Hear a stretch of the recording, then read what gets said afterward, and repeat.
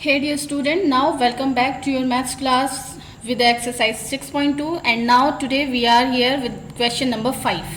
Question number 5 is that if DE parallel OQ, आपको एक देखिए बच्चों, इसमें सबसे पहले मैं एक्सप्लेन कर देती हूँ. It is a triangle PQR. ये एक ट्राइंगल PQR है और इस ट्राइंगल PQR में PQ और PR साइड पर दो पॉइंट्स गिवन है, point number E, point E and point F.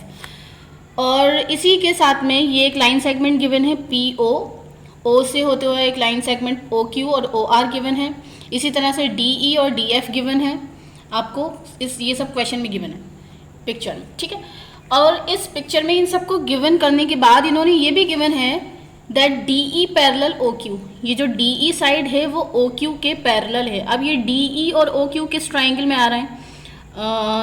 POQ triangle को अगर हम देखें तो POQ में DE और OQ आ रहे हैं.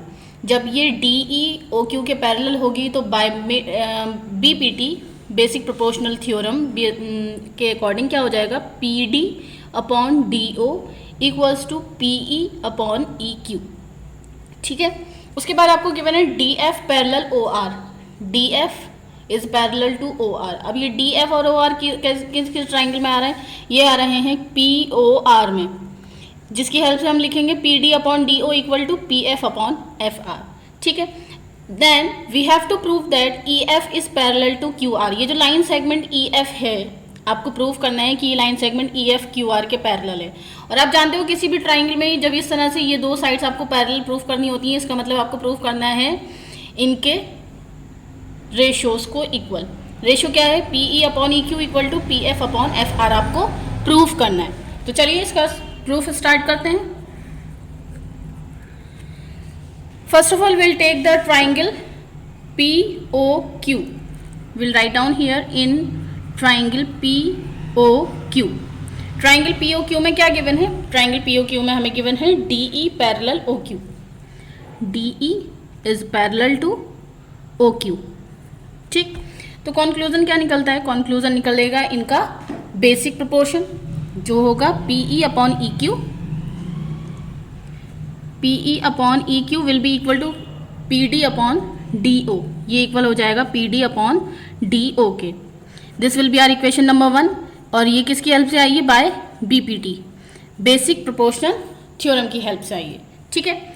नाउ इन ट्राइंगल POR, इसके बाद हम दूसरे ट्राइंगल की तरफ मूव ऑन करेंगे. इन ट्राइंगल POR इसमें हमें क्या क्या गिवन है? हमें गिवन है DF is parallel to OR. DF parallel OR. जब ये दोनों पैरेलल हैं तो इसका मतलब क्या हुआ? इसमें भी BPT अप्लाई हो जाएगी, जिसकी हेल्प से हम लिख सकते हैं PF upon FR equals to PF upon FR की वैल्यू इक्वल हो जाएगी PD अपॉन DO के, क्योंकि POR हमारा एक ट्राइंगल लिया था ना हमने इसमें. सो PD अपॉन DO हो जाएगा दूसरी साइड पर. This will be our equation number 2. और ये किसकी हेल्प से आई है? ये भी BPT की हेल्प से ही हमने लिया है. इक्वेशन 1 और 2 को देखें तो PD अपॉन DO दोनों के राइट हैंड साइड पर है, यानी कि इसकी वैल्यू उसके भी इक्वल है और इसी की वैल्यू दूसरी चीज़ के भी इक्वल है. इसका मतलब ये दोनों भी आपस में इक्वल होंगे. ये चीज़ तो हमें करते करते बहुत टाइम हो चुका है, पिछले कई क्वेश्चन में कर चुके हैं. So will write down here from equation 1 and 2 PE upon EQ equals to PF upon FR. अब ये कौन से साइड्स हैं? PE upon EQ PQ side पर है, PF upon FR PR side पर है. जब इन दो साइड के ये इस तरह से बेसिक प्रोपोर्शन सेम गिवन है तो इससे प्रूफ होता है कि EF is parallel to QR. implies that we'll write down here EF parallel QR. So here we have proved our question number 5. Now move on to question number 6. Here we have our question number 6 and it is that A, B and C are points on OP, OQ and OR respectively. We have given a triangle PQR और इस PQR के अंदर भी हमें एक और triangle given है जो कि DBC की फॉर्म में जनरेट हो रहा है. ये इसमें गिवन है, सॉरी DBC नहीं बच्चों, ABC. It is a point A. It is given that A, B and C ये जो पॉइंट्स हैं ए बी और C are the points on O P, ये बीच में आपको मिडिल में बिल्कुल ओ गिवन है, इसको सेंटर समझ सकते हैं या जिस तरह से भी गिवन है क्वेश्चन में, ये ओ पॉइंट है। ओ पॉइंट से होती हुई 3 लाइन सेगमेंट्स गिवन है, O P, O Q and O R. अब इन ओ पी साइड पर A point, O Q side पर बी पॉइंट और ओ आर साइड पर सी पॉइंट गिवन है, such that A B parallel P Q. ये जो ए बी है इस पी क्यू के पैरेलल है। अब ए बी और पी क्यू किस ट्राइंगल में आ रहा है? पी ओ क्यू ट्राइंगल में। And A C parallel P R, A C जो है वो पी आर के पैरेलल है, यानी कि पी ओ आर ट्राइंगल की बात हो रही है। Show that B C parallel Q R, आपको प्रूव करना है ये जो बी सी है वो क्यू आर के पैरेलल है, यानी कि ये किस ट्राइंगल में आएगी? ये आएगी ट्राइंगल ओ क्यू आर में।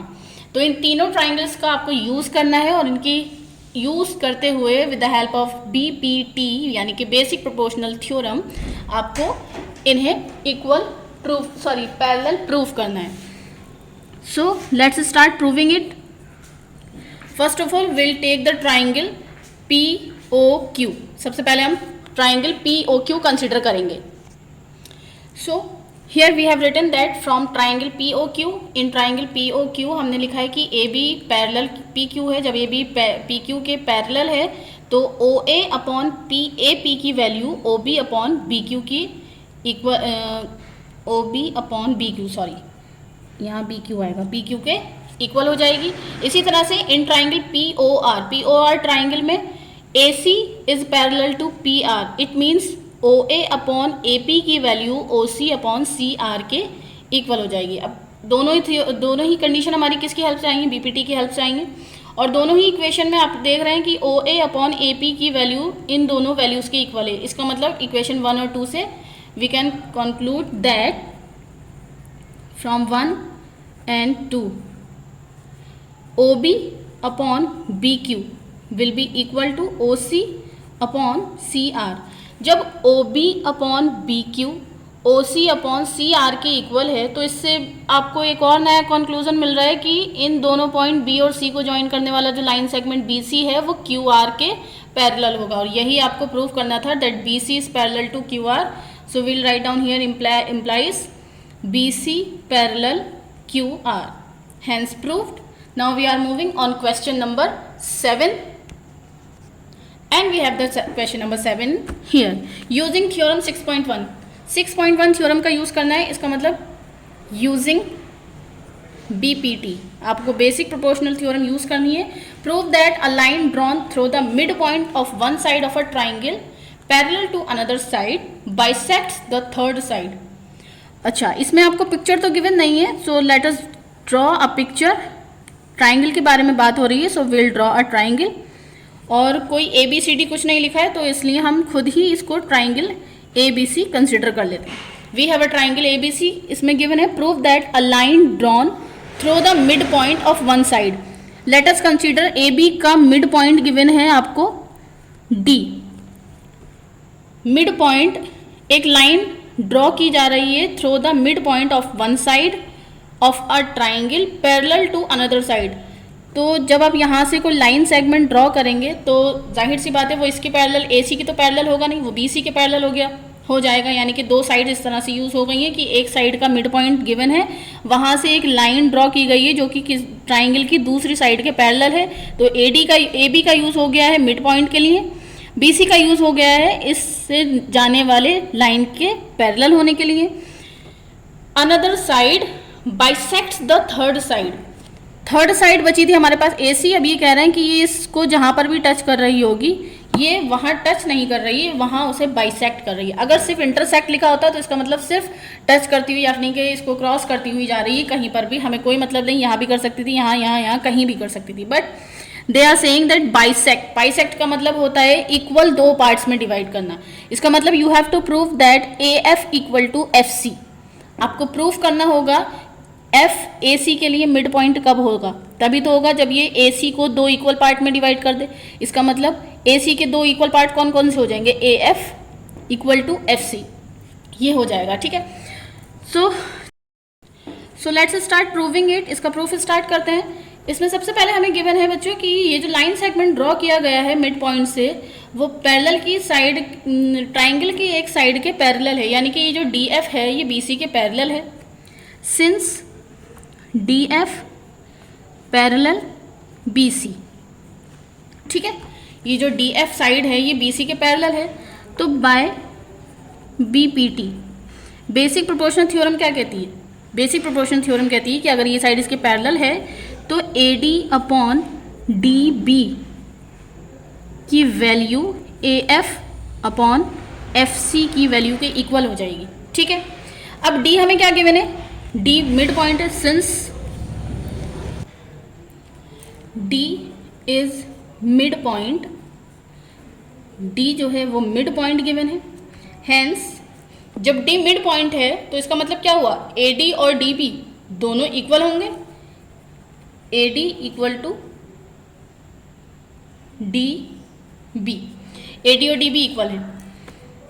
तो इसका मतलब क्या होता है बच्चों? Implies that we can write it as A D upon D B के प्लेस पर हम ए डी ही अप्लाई कर सकते हैं, equal to A F upon F C. A D से ए डी कैंसिल हो जाएगा, यानी कि क्या बचेगा इधर? 1। जब इधर 1 रह जाएगा और इक्वल टू में क्या रहेगा? A F upon F C. क्या करेंगे हम यहाँ पर? विल क्रॉस मल्टीप्लाई दैट, हम इन्हें क्रॉस मल्टीप्लाई करेंगे। जब क्रॉस मल्टीप्लाई करेंगे तो एफ सी का मल्टीप्लाई हो जाएगा 1 से, it means it will be F C equal to A F. अब जब ए एफ और एफ सी इक्वल आ गए हैं तो इससे क्या प्रूफ हो रहा है? इससे यही प्रूफ हो रहा है कि F is a mid point, यानी कि ये जो लाइन सेगमेंट डी एफ है वो ए सी यानी कि थर्ड साइड को बाइसेक्ट कर रहा है। Implies D F bisects A C. Proved. Moving on, next question, question number 8. But we are not going to solve or prove question number 8. Question number 8 is just quite the converse of question number 7. Question number 7 का बिल्कुल just converse given है, so you have to solve it yourself. आपको खुद से करना है, नहीं आए तो मेरे से पूछ लेना है, कोई बात नहीं. We are moving on question number 9 now. Here we have question number 9 and it is about trapezium. We have given ABCD is a trapezium in which AB parallel DC and its diagonals intersect each other at the point O. Show that AO upon BO equals to CO upon DO. चलिए let us draw a trapezium. सबसे पहले एक trapezium draw कर लेते हैं. Let this is our trapezium given in the question ABCD. ये ABCD एक trapezium है in which A B parallel D C, ये जो लाइन ए बी है वो डी सी के पैरेलल है, एंड इट्स डायगनल, डायगनल्स कौन कौन सी होंगी? The very first will be A C and the another will be B D. These are the two diagonals which are intersecting at a point and the name of this point is O. Show that, we have to prove that, हमें prove करना है A O upon B O, A O upon B O equals to C O upon D O, C O upon D O, यानी कि ये दो side का ratio जो है वो इन दो साइड के रेशियो के इक्वल आपको प्रूफ करना है. तो चलिए स्टार्ट करते हैं इसको प्रूफ करना. देखिए बच्चे, ये आपको ट्रेपीजियम गिवन है ए बी सी डी, इसमें आपको A O upon B O equal to C A upon D O proof करने के लिए अगर आप इस तरह से क्रॉस मल्टीप्लाई की फॉर्म में देखें तो ए ओ और सी ओ यहाँ रिप्लेस किया जा सकता है, बी ओ को इधर रिप्लेस किया जा सकता है, यानी कि ए ओ अपॉन सी ओ. उस हिसाब से हमारा ए ओ और सी ओ यानी कि ओ सी, और इधर की साइड पर ये बी ओ लेने पर B O upon D O यानी कि B O upon D O ये साइड आ रही है, जो कि हमने ईजिली की भी हैं अब तक की जितने भी क्वेश्चन हमारे हो चुके हैं. सो उसके लिए आपको क्या करना पड़ेगा बच्चों, अगर आप ए ओ अपॉन ओ सी लेते हैं तो इसका मतलब किसी ट्राइंगल की आपको ज़रूरत है, बट ट्राइंगल में पैरेलल लाइन भी होनी चाहिए, जबकि यहाँ पर तो सिर्फ ए बी और सी डी ही पैरेलल गिवन है. इसका मतलब इस क्वेश्चन में आपको कुछ ना कुछ कंस्ट्रक्शन करनी है. अब वो कंस्ट्रक्शन किस तरह से करनी है, आप इस तरह से कोई लाइन सेगमेंट पैरेलल ड्रॉ करेंगे, ए बी और सी डी दोनों की ही पैरेलल होगा वो, और इस तरह से कंस्ट्रक्ट करेंगे बच्चों कि ए ओ अपॉन ओ सी जब आप कंसिडर करें तो उसका रेशो ए और यहाँ जो भी पॉइंट होगा और डी के साथ, या फिर दूसरी साइड पर जो हमें रेशोस चाहिए उनके लिए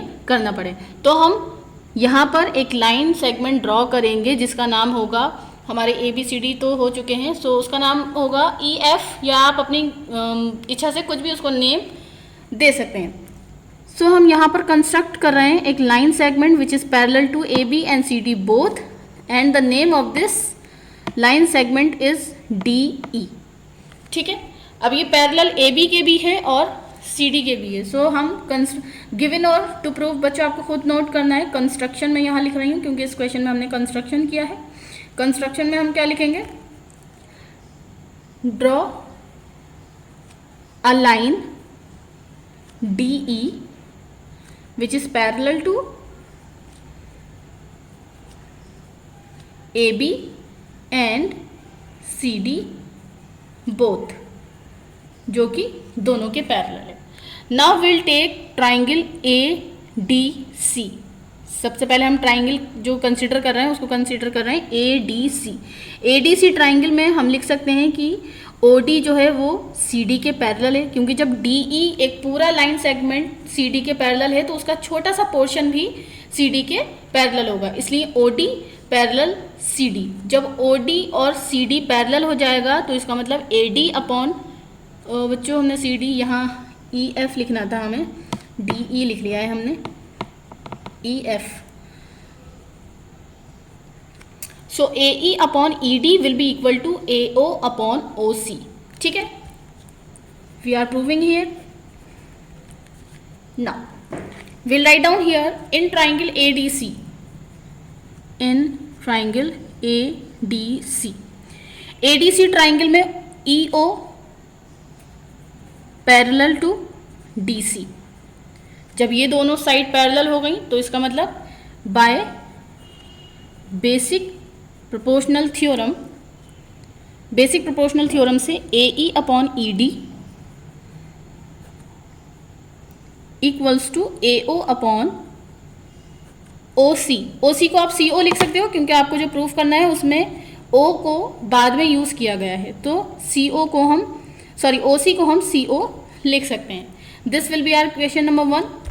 इसके बाद आपको ऐसा ट्राइंगल कंसीडर करना है जिसमें हमारे पास देखिए बच्चों AO और CO, यानी कि AO और CO तो आ चुका है, BO और DO रह गया है। तो BO और DO ये हम किस तरह से ले सकते हैं, इसको हम कंसीडर कर सकते हैं। जबकि बच्चों हमें BO और DO भी इस तरह से चाहिए कि AE अपॉन ED वाली फॉर्म आए। ये इसलिए चाहिए बच्चों क्योंकि जब ये दोनों की इक्वल हो जाएगा तभी तो हम वहाँ से कॉन्क्लूजन निकालेंगे कि ये दोनों इक्वल हैं। इसलिए आपको बहुत ज़्यादा ध्यान रखना होगा कि AE अपॉन AD यानी कि AD साइड के साथ BO और DO को किस तरह से लिया जा सकता है, तो वो हम ले सकते हैं बच्चों ट्राइंगल ADB की हेल्प से, ट्राइंगल ADB की हेल्प से। सो will write down here in triangle ADB। वैसे तो हम दूसरा ट्राइंगल इधर वाले को कंसीडर कर सकते थे, बट हमें सेम साइड भी तो चाहिए सो दैट इक्वालिटी बने, तभी तो हम कंक्लूजन क्रिएट करेंगे। इसके लिए हमें क्या करना है, ADB ट्राइंगल लेना है जिसमें EO को इस बार हम किसके पैरेलल दिखाएंगे, AB के पैरेलल दिखाएंगे। EO parallel to AB। So by basic proportional theorem की हेल्प से हम यहाँ लिख सकते हैं, इस ट्राइंगल की बात हो रही है ना ADB की, ये इसके पैरेलल है तो इसका मतलब DO upon OB will be equal to DE upon EA। ठीक है, will write down here DE upon EA equal to DO upon OB नहीं लिख करके हम इसको BO लिखेंगे क्योंकि हमें जो प्रूफ करना है उसमें O लेटर को हमेशा बाद में यूज़ किया जा रहा है, इसलिए हमने DO और BO को लिखा है। ठीक है, बट एक चीज़ देखेंगे हम इक्वेशन 1 में AE अपॉन ED है, जबकि यहाँ DE अपॉन EA यानी कि उल्टा हो गया है। तो हम क्या करेंगे बच्चों, इसको इसके जैसा बनाने के लिए इसका रेसिप्रोकल कर देंगे। जब रेसिप्रोकल करेंगे तो EA यानी कि AE जो है वो ऊपर आ जाएगा और DE यानी कि ED नीचे आ जाएगा। लेकिन जब आप लेफ्ट हैंड साइड में रेसिप्रोकल करेंगे तो राइट हैंड साइड में भी ऑटोमेटिकली रेसिप्रोकल हो जाएगा। तो चलिए हम इसका रेसिप्रोकल लिखते हैं। सो रेसिप्रोकल के बाद AE upon ED will be equal to BO upon DO। जब लेफ्ट हैंड साइड रेसिप्रोकल हुआ तो राइट हैंड साइड पर भी रेसिप्रोकल हो गया। अब इक्वेशन 1 और 2 में हमें क्लियर दिख रहा है बच्चों दोनों ही इक्वेशन से कि AE अपॉन ED की वैल्यू दो वैल्यूज़ की इक्वल है, तो वो दोनों वैल्यूज़ आपस में इक्वल हो जाएंगी। So will write down here from equation 1 and 2 this one BO upon DO equals to जो हमारा इक्वेशन 1 में राइट हैंड साइड में है वो लिखने, that is AO upon CO। Implies का साइन अप्लाई करेंगे। हमें जो प्रूफ करना है उसके अकॉर्डिंग सबसे पहले AO है, यानी कि हम सबसे पहले इसको इस तरह से भी लिख सकते हैं AO upon CO equal to BO upon DO, क्योंकि क्वेश्चन में ये साइड पहले गिवन है और ये साइड बाद में गिवन है। तो वैसे तो इससे कोई फर्क नहीं पड़ता कि आप लेफ्ट हैंड साइड को लेफ्ट हैंड साइड में ना लिख करके राइट हैंड साइड पर लिखें या राइट हैंड साइड को लेफ्ट हैंड साइड पर लिखें, क्योंकि इक्वालिटी में दोनों को कहीं पर भी लिख दें उससे कोई फर्क नहीं पड़ता। बट फिर भी हमने इसको इस तरह से लिखा है अगर आप बिल्कुल क्वेश्चन के जैसा ही इसको प्रूफ करके लिखना चाहते हैं। वेल क्वेश्चन में AO के प्लेस पर हमने AO लिख दिया है। अपॉन में जो हमें प्रूफ करना है उसमें BO लेकर के आना है। अब BO हमारे पास किस तरह से आ सकता है, क्रॉस मल्टीप्लाई की हेल्प से BO यहाँ आ जाएगा और CO BO के प्लेस पर चला जाएगा। सो हम इसको इस तरह से भी लिख सकते हैं AO upon BO equal to CO upon DO। Hence we have proved it again. Now we are moving on question number 10. Question number 10 is also the quite converse of question number 9. So you have to sort it out yourself. Till then, bye bye everyone. Take care.